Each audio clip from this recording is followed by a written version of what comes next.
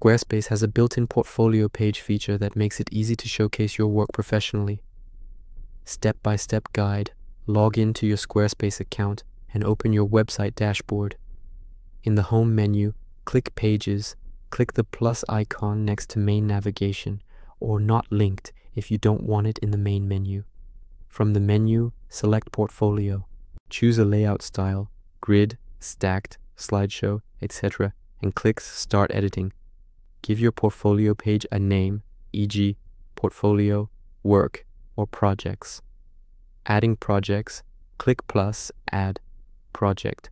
Upload images or videos, add titles, descriptions, categories, and tags.